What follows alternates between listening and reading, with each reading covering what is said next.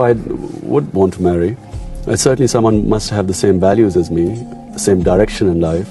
I mean, if the other person wants the glamorous or the glittery life or a life of materialism, then I'm not the right person. So what are the important things? You see, I find that, God had privileged me to be in such a position where I can do something for the underprivileged. You see, I see life as a race.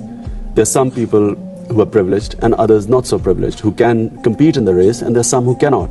And the responsibility of the ones who have these extra talents, whether it's talent in sport or talent to make money or whatever, then they have a responsibility towards these less privileged people. So I feel that I have been privileged. I have got whatever I wanted in life. And so therefore I should help those, in my country who are suffering. Like the poor people, cancer sufferers, and later on I hope literacy, which is falling in Pakistan. Tell me, the Playboy tag, now was that a media beat up or was that a part of Imran Khan in the past? I suppose I was a cricketer, and I led a cricketer's life, which was cricket and nothing else mattered. And you have to have that to succeed in anything. It has to become an obsession. Cricket was an obsession to me, and I actually did not think that much outside the game, except that I was educated. I suppose I was privileged from the other cricketers because I had a very good education. But I was full-time concentrating on the sport to excel in it.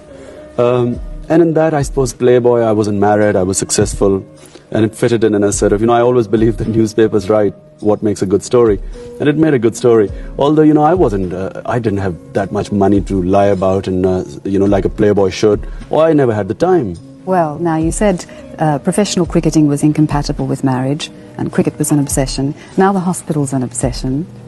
Are you substituting one obsession for another? I mean, when is Imran Khan going to get married? Okay, let me put it another way. You see, marriage, we are told in this society that marriage, is necessary.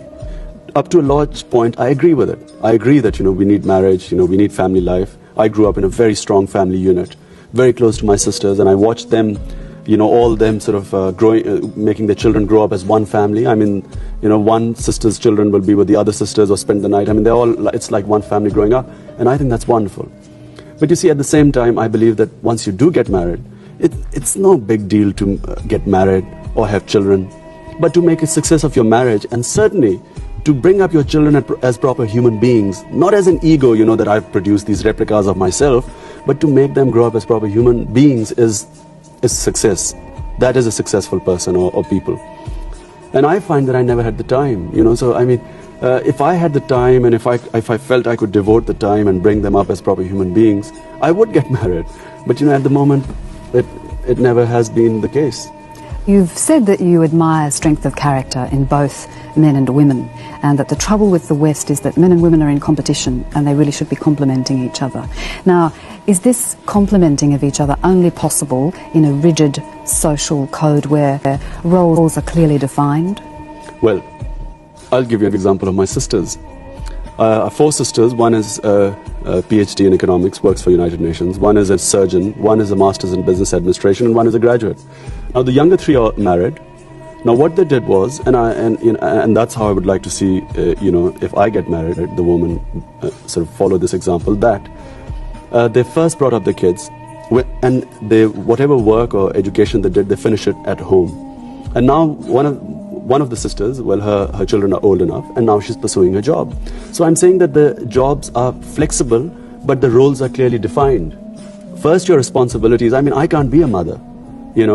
Just like a woman perhaps can do both roles, but a man can't be a mother. It's a very, very specialized role. We are not equipped for that.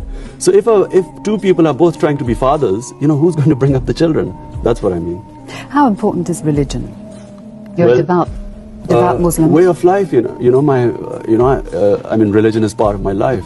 But you see, people here in the modern Western world, particularly, religion has a strange connotation that it is, your life is one side, religion is the other side. For me, religion and life is one and the same thing. Eating good food is appreciating it is religion. Appreciating nature, I mean, that's all religion. It's just you live through certain code of behavior. And I wish that people more had religious views, because religion values, all religion values, are anti-materialism. And what has happened, I'm sorry to say, in the modern world, is that materialism has become our God. And that has its very poor consequences on the world, because as a result, people exploit each other.